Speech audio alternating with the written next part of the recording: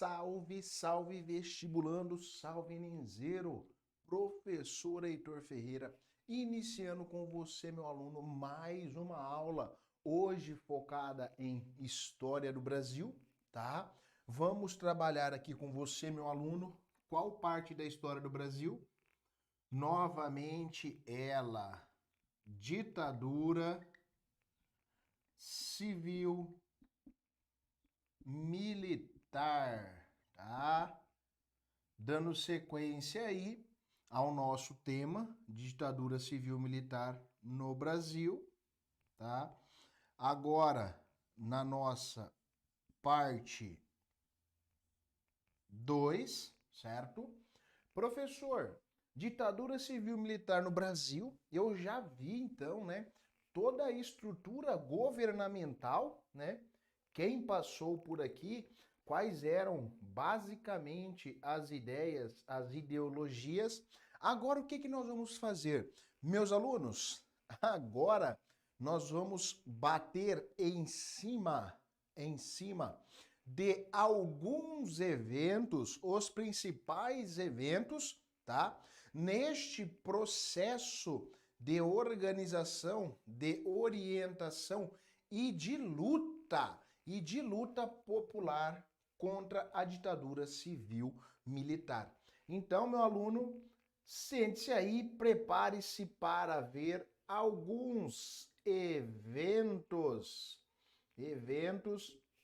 do regime civil-militar. Bom, antes de eu começar a falar dos eventos, eu quero destacar com você, meu aluno, algumas ações militares, certo? Estas ações militares nós podemos chamar, tá, de repressão.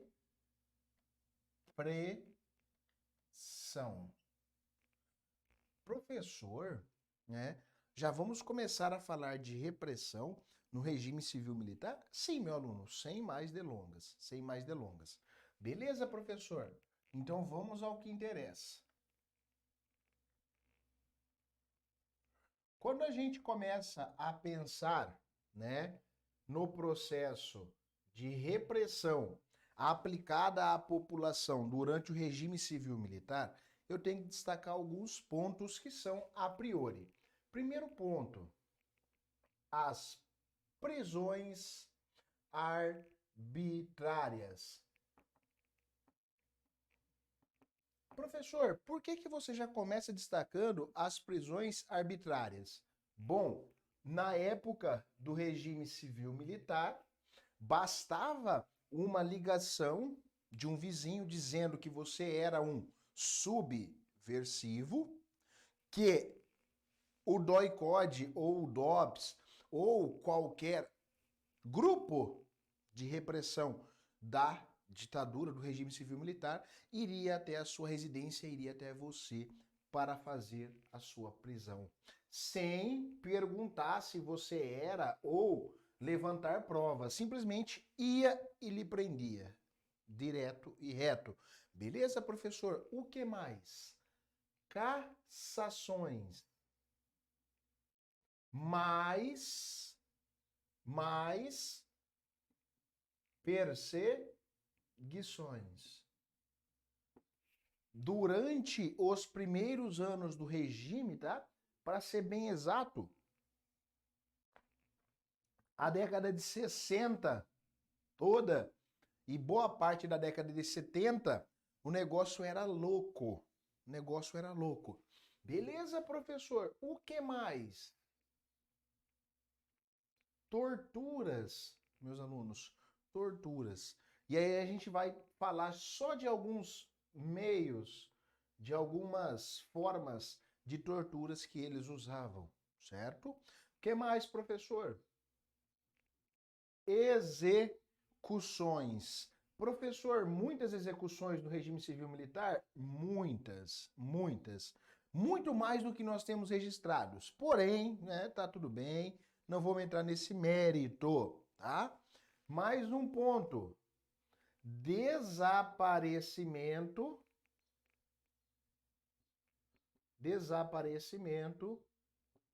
de cadáveres. Sumia, corpos sumiam, à torta e à direito. E os atentados, olha só, meu aluno, com bombas. Professor, teve isso durante o regime civil-militar? Meu aluno, teve isso.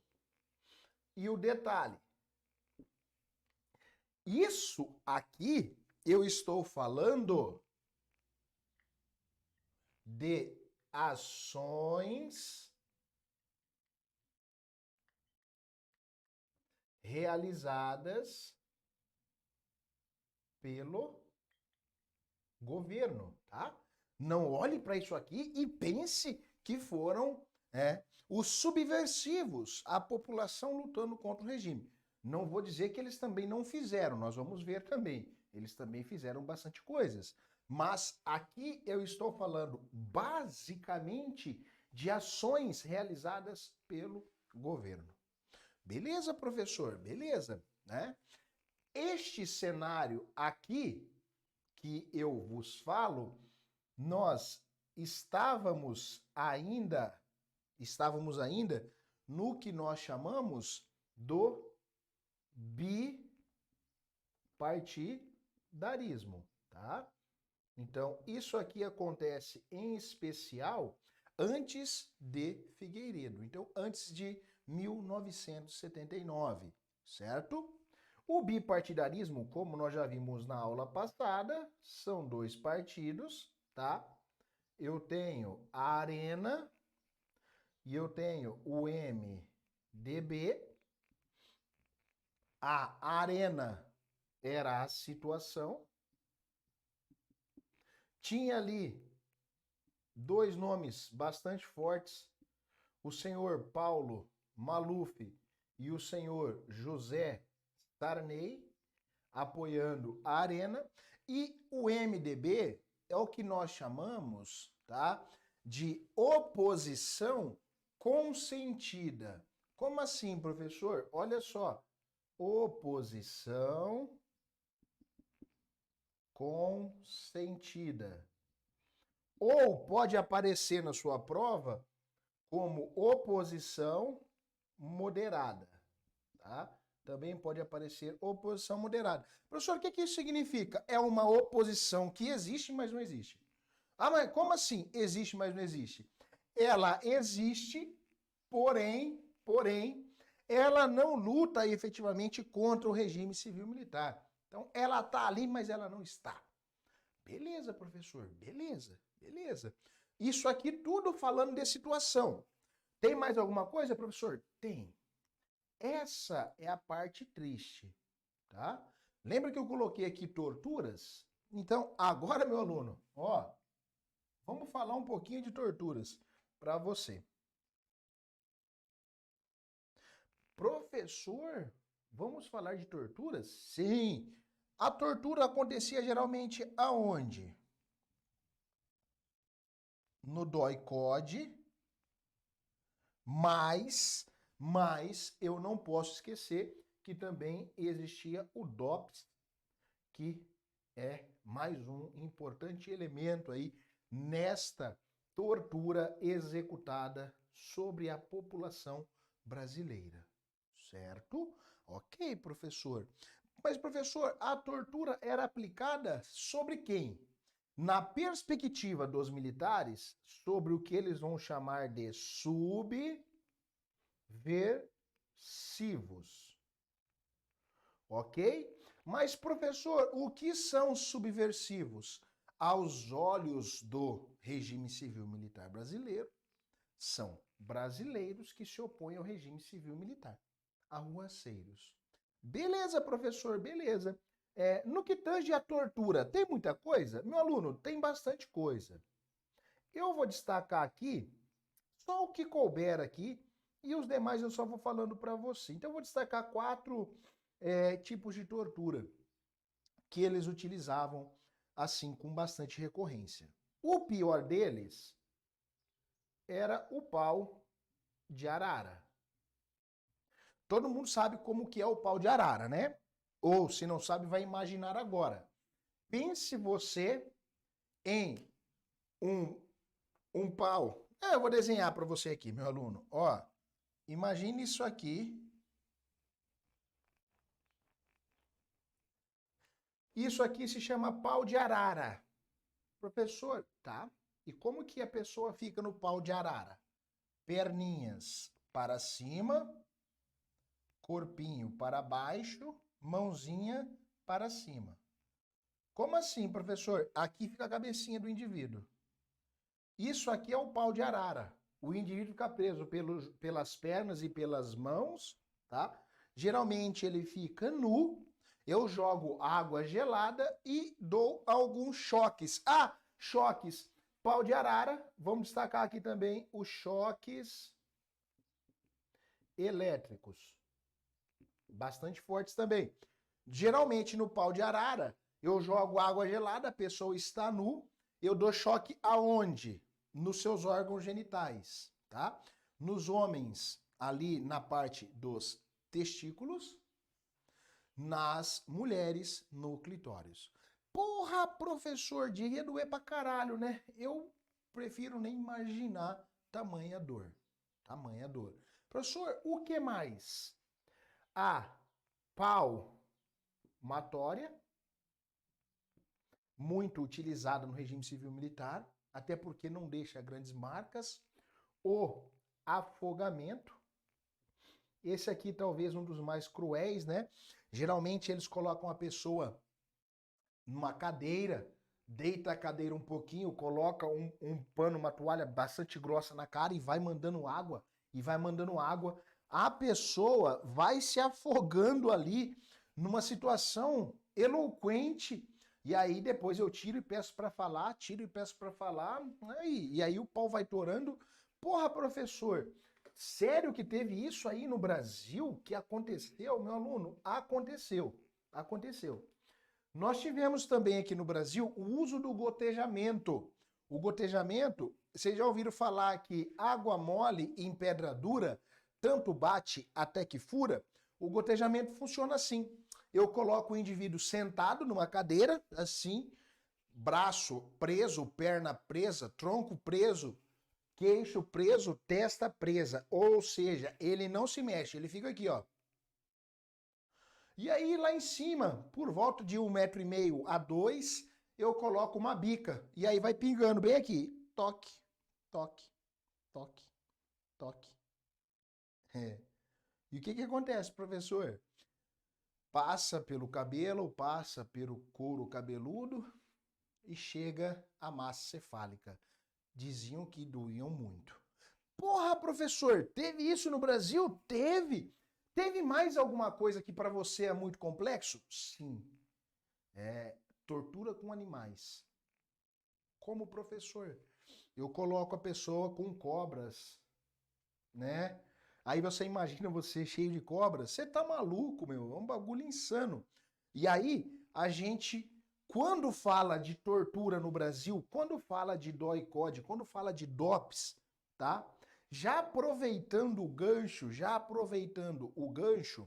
eu tenho dois importantes nomes que sempre são lembrados quando a gente fala de tortura, quando a gente fala de censura, de opressão aí no regime civil militar, que viraram icônicos, né?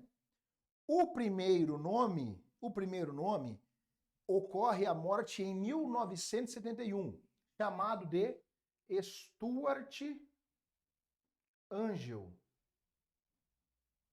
1971. Stuart Angel, tá? Já o nome não é estranho, né, professor? Angel, não. Ele era o filho da Zuzu Angel, tá? Zuzu Angel, que também foi morta no regime civil militar, um acidente de carro bastante estranho.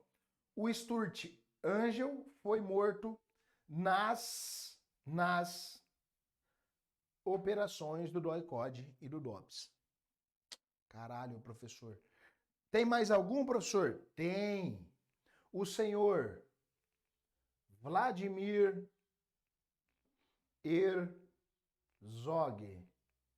Este aqui se enforcou a priori dentro do DOI-CODE em 75 em uma janela que dava mais ou menos essa altura aqui. Né? Ele foi morto. Tá? A tortura do regime civil militar o matou. Aqui era um militante, aqui um grande militante, um grande crítico, tá? Importante nome da política de contracultura no Brasil. Um dos críticos mais duros ao regime civil militar, tá? E um terceiro nome, né? Aí dentro dessa escala básica de civil que sempre aparece em prova, tá? Mas que essa não foi torturada.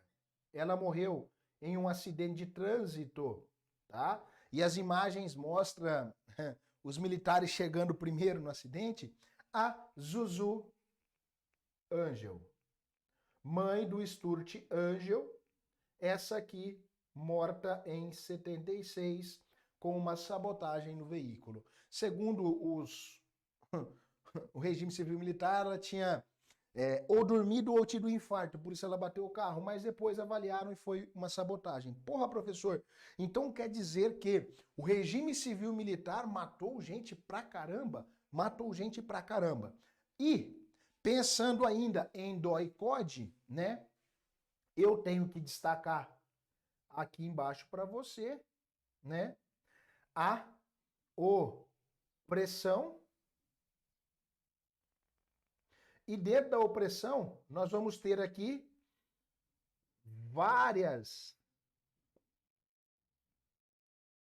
pessoas saindo do Brasil. Saindo do Brasil, fugindo.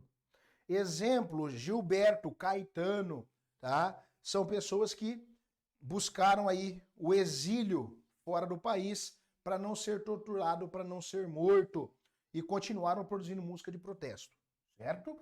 Beleza, meu aluno? Aqui nós temos, olha só, um panorama de eventos que o regime civil militar praticou no Brasil, tá? Vale destacar mais um aqui. Deixa eu puxar só mais uma seta aqui, né? Que é o processo de alienação. Este processo de alienação muito forte, em especial ali vinculado ao futebol, né? Ao futebol ali, uma alienação de que tudo estava bem, tudo mais, era vendido dentro deste regime civil militar. A população aceitava, professor? A população vai aceitar fácil, meu aluno? É claro que não, né? Por um tempo sim, mas chega um ponto que a população fica porra aqui, certo? Deixa eu liberar você aí para fazer o printzinho dessa primeira parte, né? Aqui no que tange aos eventos. Ainda tem bastante coisa para a gente pensar, tá? Aqui é só a primeira partezinha do que fizeram os militares. Só que aqui eu estou destacando, né, em especial, né, as ações mais vinculadas à violência. Eu ainda não estou destacando as ações relacionadas à censura que foi praticada ao teatro, à música. Nós vamos ver isso ainda, tá? Então, dá uma segurada aí. Não se desespera. Printzinho já feito, né? Printzinho já feito. A lousa ficou bonita pra caralho, tá? Tô orgulhoso. Bati até uma foto aqui do meu OBS para eu postar, porque eu achei massa pra caralho.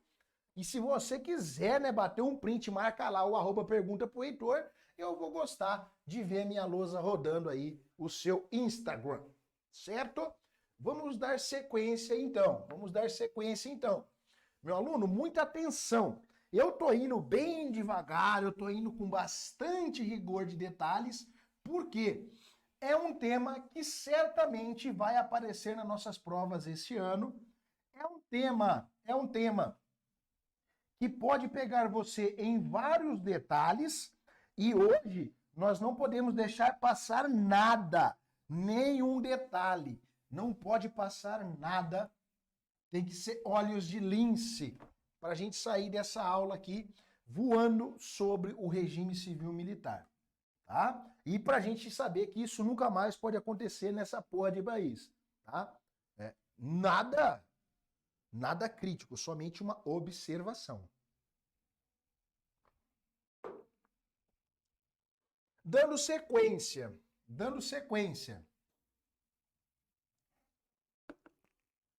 Começando aqui, meu aluno, com os movimentos de oposição.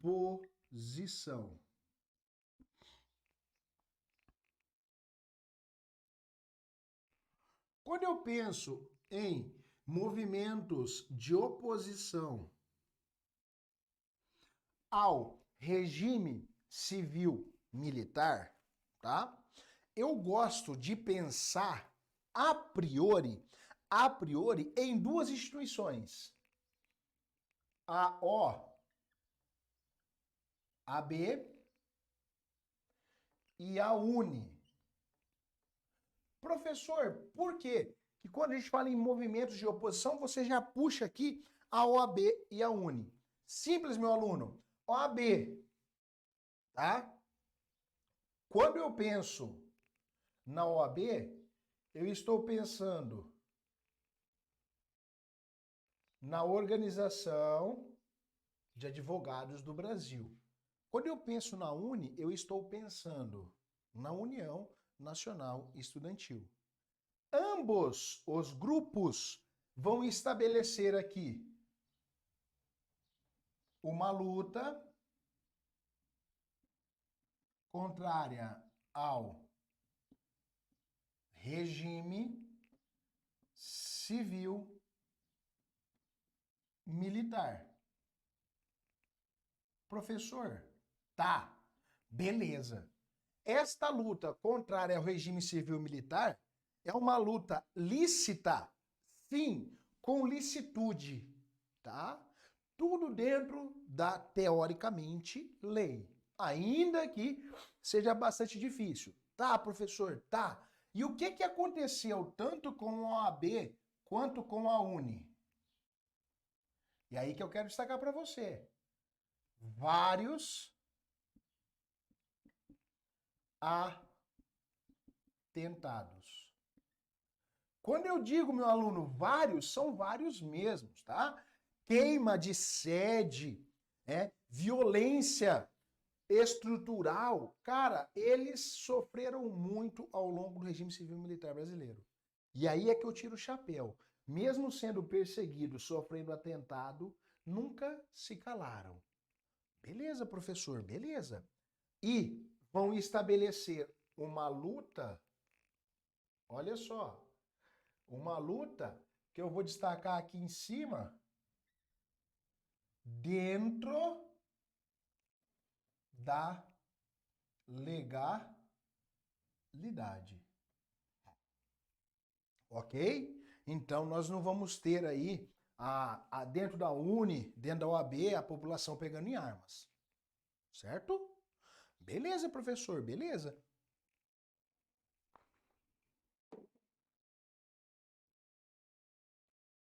Tá aqui um movimento de oposição limpo.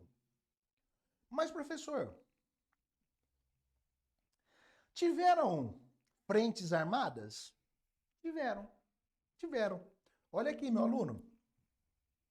Vou destacar aqui para você, ó.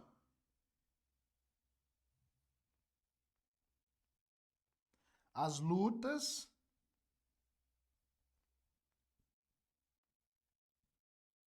armadas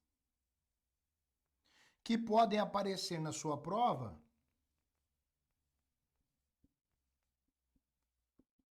como frente armada. ao invés de luta. Mas é a mesma coisa, ok? Professor, beleza, né? Beleza. Quando eu penso em lutas ou frente armadas, eu vou pensar em qual situação? Aí é óbvio, óbvio. Eu tenho que pensar em uma luta urbana e uma luta rural, tá? Na luta urbana, professor, o que nós temos que destacar? Eu tenho comícios, tá? Eu tenho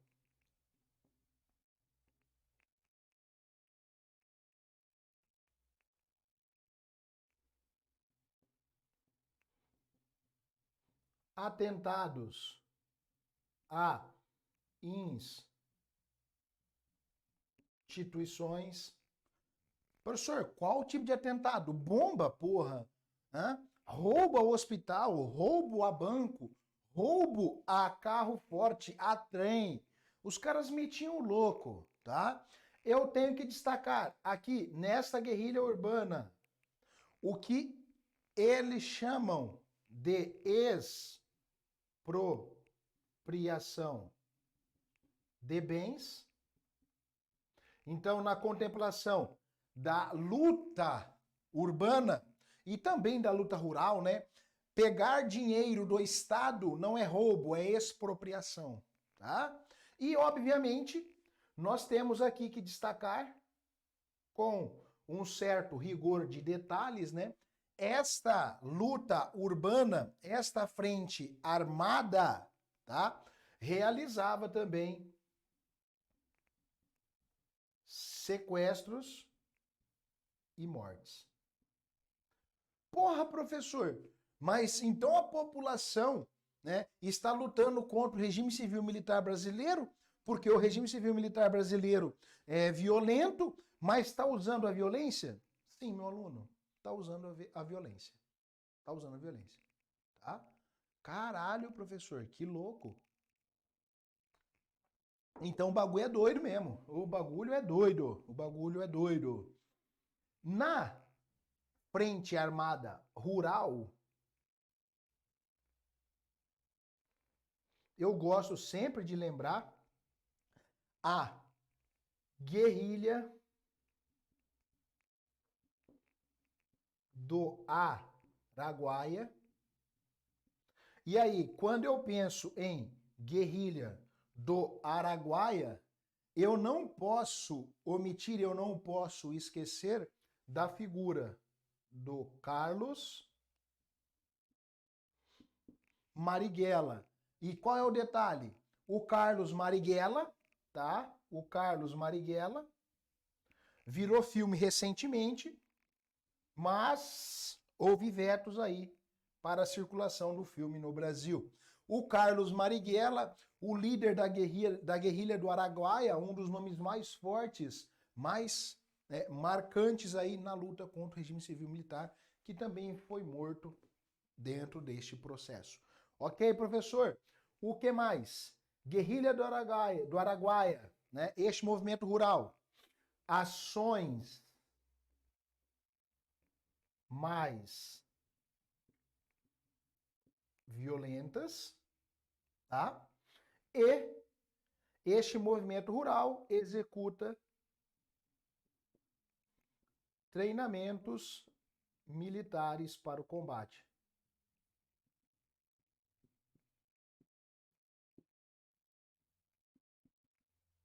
Inclusive, né? Inclusive, dentro desses treinamentos militares que vos falo, essa guerrilha chegou a mandar aqui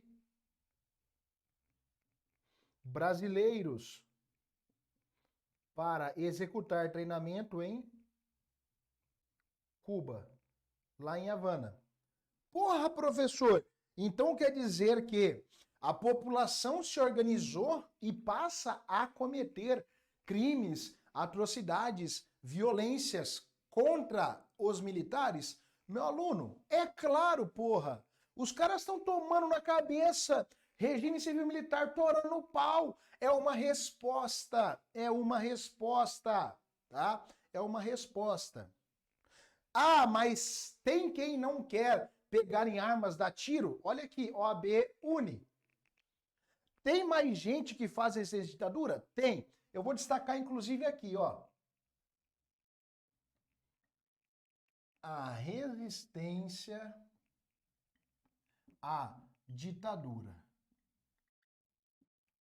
Quando eu penso em resistência à ditadura de forma organizada, tá? De forma limpa, vai ser organizada a chamada frente ampla. Esta frente ampla tem como grande nome na resistência à ditadura do senhor Carlos Lacerda. Então, olha só, nem todo mundo que luta contra o regime civil militar vai sair matando a população, certo? Vai sair matando a população. Ah, beleza, professor, beleza. Na parte de baixo aqui, no que tange a guerrilha, a luta, tem mais algum nome forte? Eu vou até jogar aqui uma setinha, tá? Que nós temos que destacar, é um nome que vem ganhando força nos últimos anos e nós chamamos ele de Carlos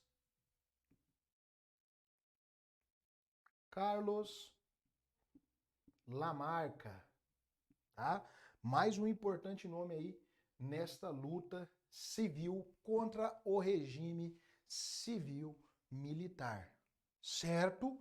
Porra, professor, então quer dizer que a população no regime civil militar brasileiro vai usar a violência, vai fazer atentados, vai matar, vai fazer expropriação de bens? Vai fazer sequestros? Vai. E aí nós temos um sequestro icônico, Ah, beleza, eu vou jogar uma seta aqui, em azul,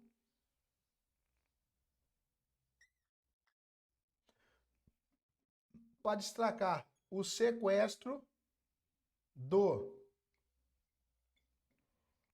embaixador dos Estados Unidos da América. Professor, teve isso no Brasil? Teve, meu aluno. A parte da luta armada urbana, né, sequestrou o embaixador dos Estados Unidos no Brasil. Quais são os dois nomes, né? Os dois nomes mais fortes no sequestro do embaixador dos Estados Unidos no Brasil, tá? Ainda hoje em vida política. O Fernando Gabeira, tá? Hoje aí político do estado do Rio de Janeiro, e a nossa ex-presidenta, a Dilma Rousseff, atuando em Minas Gerais. Porra, professor, Gabeira e Dilma sequestraram o embaixador dos Estados Unidos no Brasil? Sim, né? Na frente do Maracanã, houve a explosão de um carro e eles usurparam o sequestrador. Este sequestro deu origem ao filme chamado O Que É Isso, Companheiro, tá? Eles trocaram o embaixador por 100 subversivos, tá? Infelizmente, na fase final, né, conseguiram pegar aí o grupo, né? Aí os que não tinham projeção morreram, mas a Dilma e o Gabeira estão aí até hoje para contar essa história. Vale lembrar, né, que tanto Fernando Gabeira quanto Dilma Rousseff conheceram os terrores da ditadura na parte de tortura, né?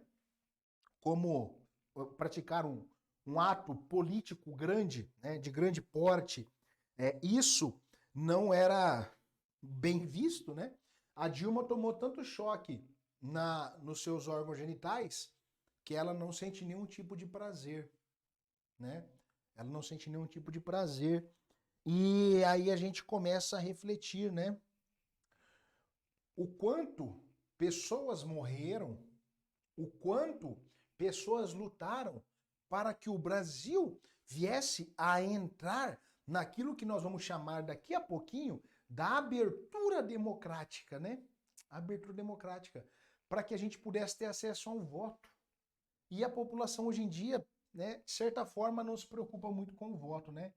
O português, claro, é que ela caga pro voto, porque acha que o voto é uma obrigação. Mas tudo bem, certo? Aqui nós temos mais uma partezinha agora do que fizeram os brasileiros lutando contra a ditadura, tá? Então, quando eu falo que haviam comícios, atentados, expropriação de bens, sequestros e mortes, é real, tá? Em um dos comícios realizados, tá? No interior aqui, em Presidente Prudente, na frente do atual colégio IE e antigo Arruda Melo, que agora é ETEC Urbana de Prudente, tinha muitos comícios. Certa vez, o irmão do meu finado avô, tá? Conhecido como Manuel Ferreira, ele veio para o comício, morava na Jacutinga, ali próximo do Sete Copa, se encantou com o movimento, foi embora. Ele foi para Araguaia, seguindo aí a trilha do Carlos Marighella, chegou aí para Havana treinar a guerrilha, mas nunca mais voltou. E aí, se você entrar lá no arquivo dos desaparecidos da ditadura, você vai ver lá Manuel Ferreira como um dos desaparecidos do regime civil-militar. Nunca mais nós tivemos informações. A última foi no comecinho da década de 70, ele estava em Havana. Aí nunca mais nós tivemos informações. O grupo que ele estava em Havana estava voltando para o Brasil, mas houve uma delação, né? E aí os militares deram muito tiro. Uma parte morreu, outra parte tentou voltar para Cuba, mas aí ninguém sabe se morreu, se voltou para Cuba ou que fim se deu. Mas é um processo que acontece. Aqui na parte de atentados a instituições, eles saqueavam hospitais, tá? Às vezes sequestravam médicos para atender ali os seus feridos, faziam muita expropriação de bens, eles não viam como roubo, e sim estava expropriando o bem público, então eles estavam pegando dinheiro, e sequestros e mortes aconteciam mesmo, tá? Eles atentavam contra a vida de militares, eles sequestravam quando era preciso e quando dava. Mas é tudo uma forma de tentar lutar contra o que estava acontecendo, tá? Não estou dizendo que eles são santinhos e os militares são vilões. E nem vice-versa. Não estou aqui para passar pano em ninguém. Todo mundo está errado nesse cenário.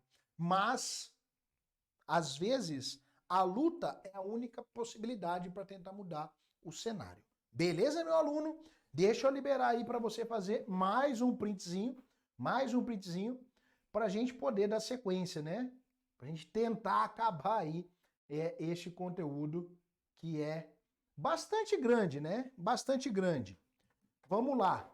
Print já foi feito, né? Agora a gente vai adentrar em uma das partes mais legais, tá? Mais legais e mais importantes da luta civil contra o regime militar, que é o que nós chamamos de movimentos de contracultura, tá? Movimentos de contracultura. Estes movimentos de contracultura aconteceram em toda a América. Haja visto que qual é o plano de fundo mundial que acontece a ditadura no Brasil? Guerra Fria. Então, a ditadura estava acontecendo em vários países latino-americanos, tá? E, obviamente, o berço da contracultura, ela vai ser estadunidense, tá? Não tem como a gente pensar em contracultura no Brasil sem refletir e sem lembrar do festival conhecido como Woodstock, lá de 1969, tá? Onde nós tivemos o Jimi Hendrix, o Bob Marley. Porra, foi muito louco, e deu ali uma abertura para a contracultura americana, tá? Então vamos pensar no seguinte, Quando a gente fala em movimentos de contracultura, tá? Eu quero já trazer aqui a priori o festival de Woodstock, porque é o marco, é um ponto para a gente refletir, tá? Então vamos destacar aqui o festival de Woodstock, lá de 1969. Este aqui tá o grande divisor de águas aí no que tange a cultura da América, certo? Beleza, professor. Festival de estoque, marco, né? Com Jimi Hendrix tocando sua guitarra e tudo mais. Insano. Tá, professor? O festival de estoque, eu tenho ele como um marco para o fortalecimento da contracultura. Tá, beleza. Mas quando eu penso, tá, nesta contracultura e eu aplico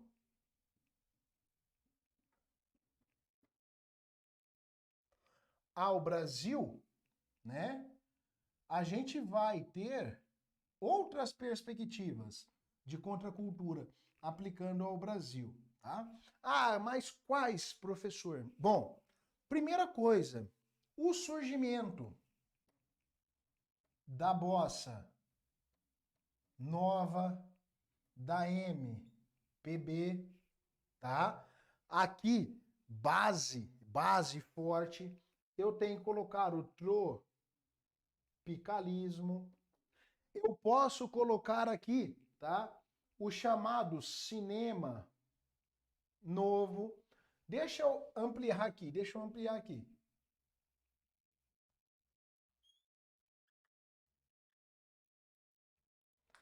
Eu posso destacar aqui, tá? Eu posso destacar aqui o teatro e, obviamente, eu posso destacar aqui alguns movimentos que vão emergir disso aqui, tá? Vou destacar 3 grandes movimentos que nós tivemos bastante força no Brasil. Um deles, o movimento hippie, e inegavelmente muita força no Brasil. O movimento punk, também com muita força no Brasil. E o movimento anarquista, tá?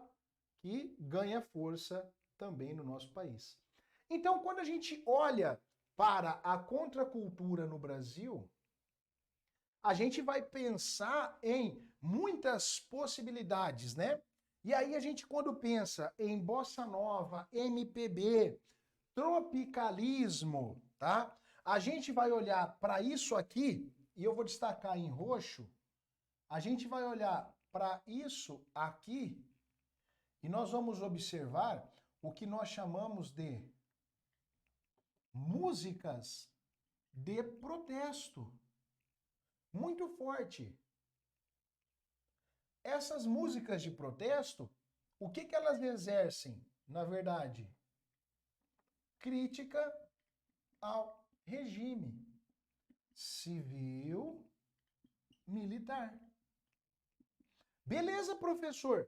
Então, quando eu pego bossa nova, MPB, o tropicalismo, vão ter ali grandes críticas ao regime civil militar? Sim, tá? Sim. Professor, nomes fortes deste movimento.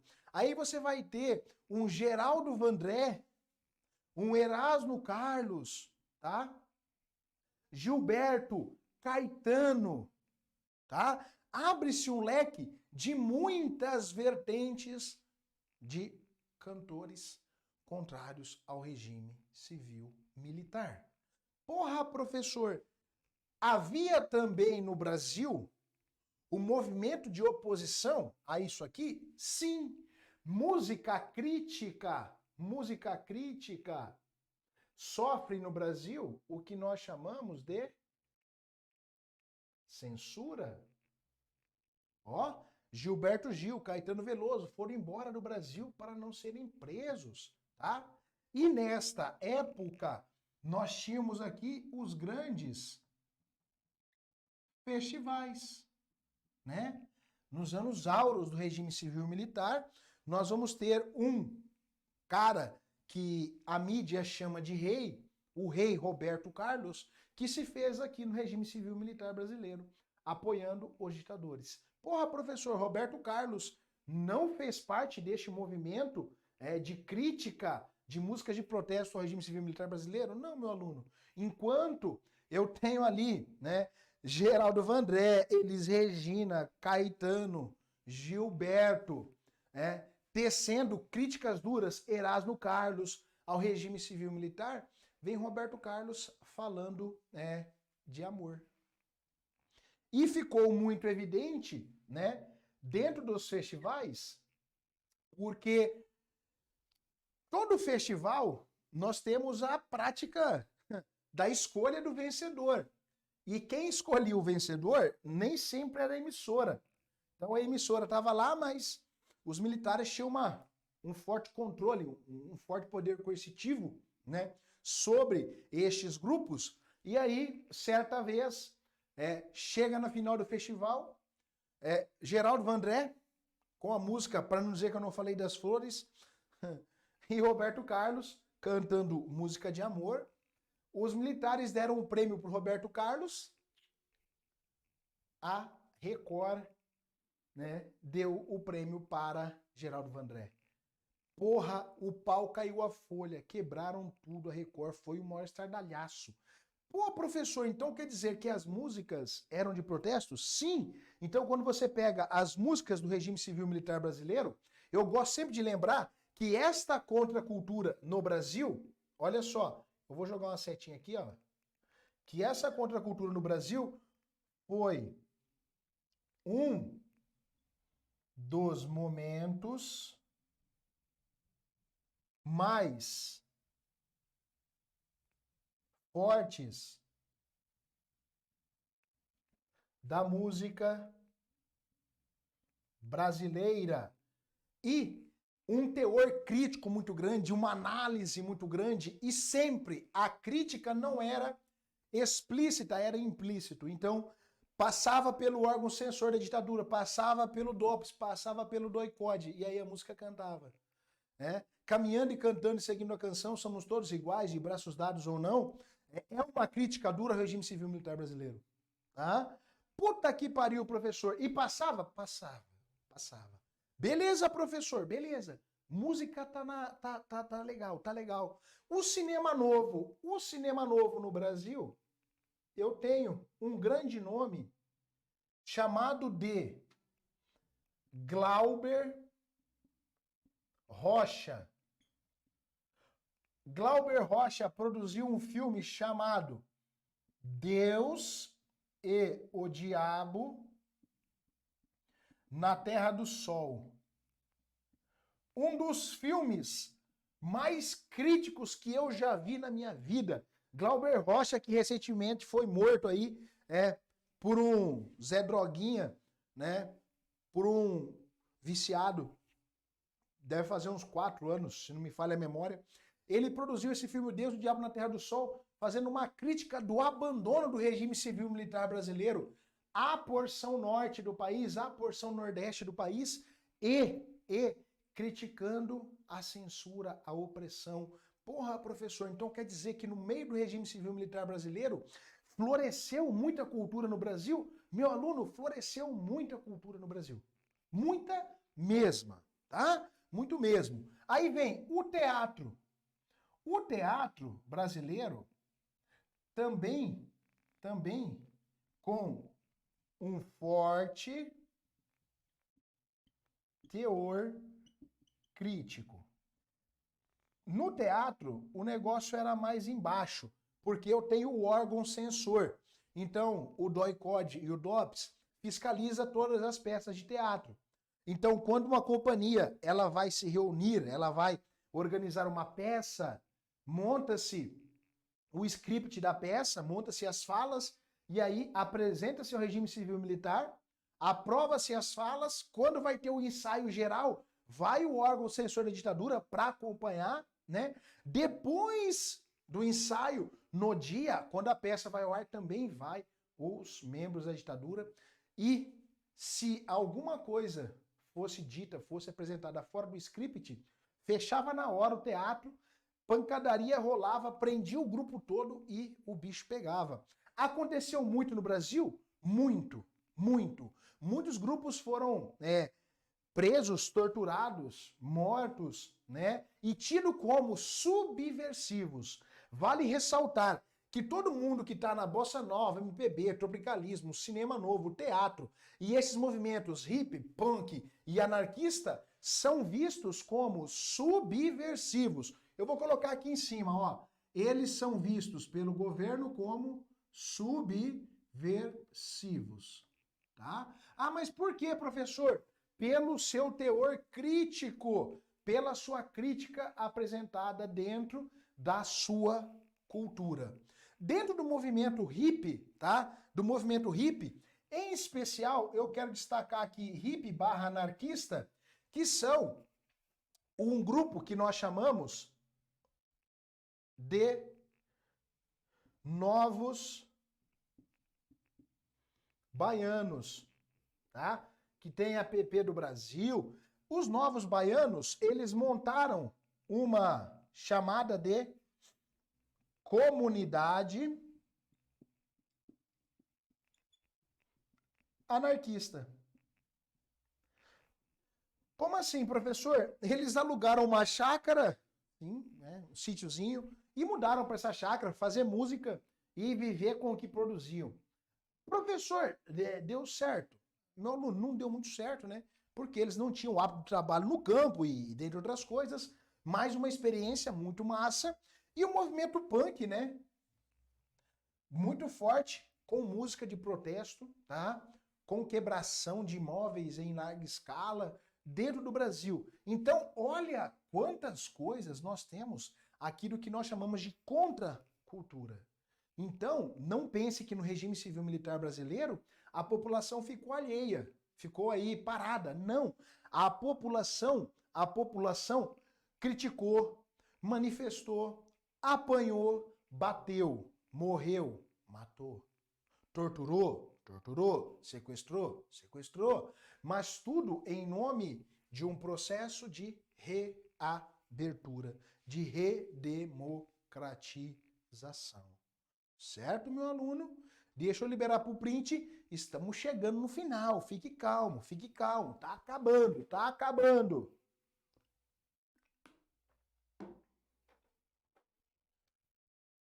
Print feito.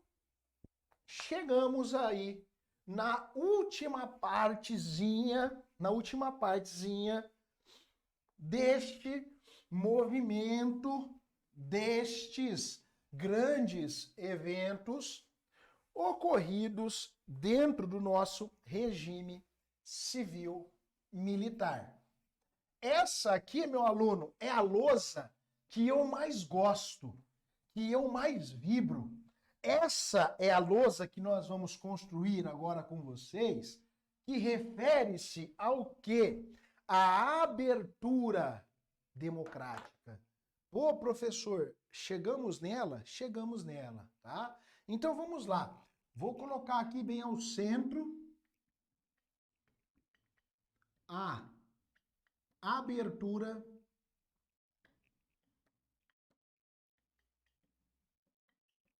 democrática.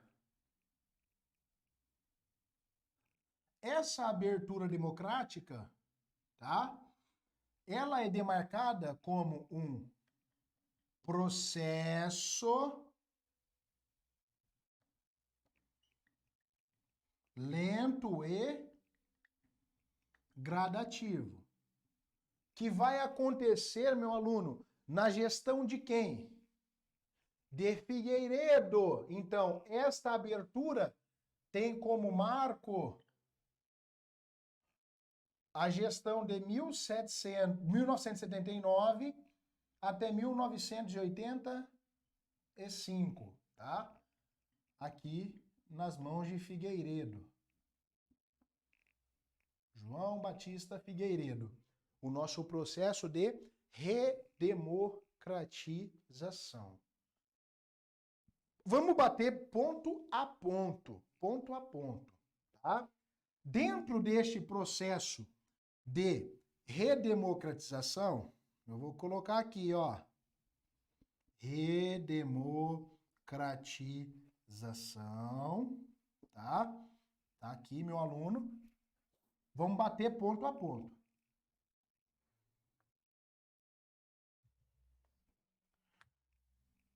Primeiro item. Figueiredo aprova a lei da anistia. Professor, qual que é a importância da lei da anistia? O retorno e o teórico perdão aos presos políticos e aos exilados. Então, primeiro ponto, a lei da anistia. Caramba, professor, legal. Segundo ponto, Figueiredo acaba com o bipartidarismo. Ele vai estabelecer o pluripartidarismo. Aqui, meu aluno, está o ponto a priori para a nossa redemocratização. Na ocasião, o MDB virou PMDB, a Arena virou o PDS, veio o PT, veio o PDT e veio o PTB. Então nós tivemos aqui um pluripartidarismo, vários partidos começando a ganhar projeção política. Legal, professor, o que mais? Aí vem a revogação do AI-5. Professor, quando eu revoguei o AI-5, o que vai mudar? Eu vou voltar a permitir aqui, ó, a revogação significa o retorno dos habeas corpus, tá? O AI-5 havia acabado com o habeas corpus no Brasil. Puta merda, professor, legal. O que mais? Dentro da gestão de Figueiredo, tá? Nós vamos ver a emenda Dante de Oliveira. Aqui, tá? Aqui nós temos que fazer um adendo interessante, tá? A emenda Dante de Oliveira foi uma emenda que visava o quê? O retorno das eleições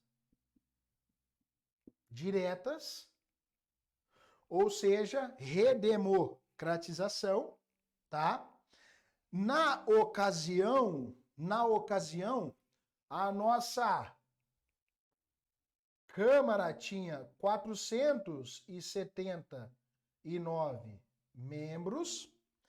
A emenda precisava de, no mínimo, 320 votos a favor, porém, ela só conseguiu 298. Faltou aí exatos 22 votos. Então, a gente costuma dizer que a emenda Dante de Oliveira ganha, mas não leva. Porra, professor, sacanagem! A emenda Dante de Oliveira ganha, mas não leva? Sim, a emenda Dante de Oliveira é o primeiro passo efetivo rumo à nossa democratização. Ela foi discutida ao longo de 82, mas ela foi votada efetivamente ali em 83. Professor, mas isso tudo acontece de forma lícita, sem a pressão do governo? Sim, isso que é o mais legal. Então, o governo de Figueiredo vai permitir esse processo de reabertura, tá? Certo? E aí, com a emenda, Dante de Oliveira ganhando com 298 votos, mas não atingindo o mínimo, que era 320 dos 479, vai emergir para a gente o que nós chamamos de diretas já, né? As diretas já, aí é a parte mais legal, né? Eu tenho aqui um movimento popular pedindo pela redemocratização. Topzera. Centenas de milhares de brasileiros nas ruas, tá? Pensando aqui em 8.4, em 8.5, finalzinho de 8.3, as diretas já levaram, tá? 200 mil, 400 mil, 500.000 de pessoas nas ruas, pedindo o processo de redemocratização. As diretas já, obviamente, tendo como grandes lideranças a OAB mais a UNE, tá? Então, aqui são as nossas lideranças, tá aqui, OAB e UNE, e a população saindo pacificamente às ruas com cara pintada, verde, amarelo, pau. Ah, professor, mas e aquelas imagens que nós vemos lá dos policiais sentando o cacetete na população? Aquilo em especial, década de 60 e 70, tá? Ah, nas diretas já não teve? Teve também, mas em menor proporção. Aqui nós temos já o movimento de transição, certo? Porra, professor, legal. Então, como a emenda Dante de Oliveira não ocorre para as eleições diretas, nós vamos ter uma transição com eleição indireta? Sim, meu aluno. E aí, quando eu coloco redemocratização aqui, eu quero destacar para você a nossa transição democrática. Certo? Como, professor? Transição democrática. Muito simples, meu aluno. Olha aqui. Nós vamos ter, então, as eleições indiretas. Tá? Ah, quando, professor? Em 85. Óbvio. Tá?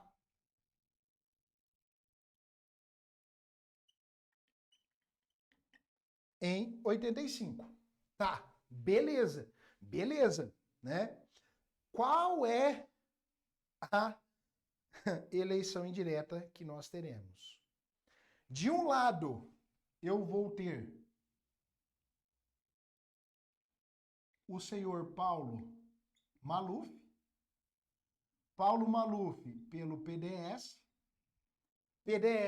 antiga Arena, então Paulo Maluf defendendo, e era um partido de cunho militar, certo, meu aluno? Em oposição a Paulo Maluf, eu tenho Tancredo, tá? Agora, com a nova formatação, o MDB que virou o PMDB, só que agora não é mais aquilo que nós chamávamos, tá, de oposição consentida, agora é oposição de fato, e Tancredo vai ter como vice o Sarney. O Sarney, na ocasião, tá, de um partido de pouca expressividade, conhecido como PFL, tá? O Sarney, vocês devem estar se lembrando aí, né?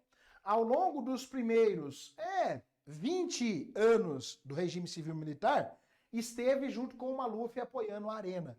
Só que lá na década de 80, em especial na transição ali 8.4 para 8.5, como o PDS, a antiga Arena, resolve apoiar o Maluf, o Sarney rompe e vira oposição. E aí ele veio concorrer a vice de Tancredo. Então é Tancredo e Sarney.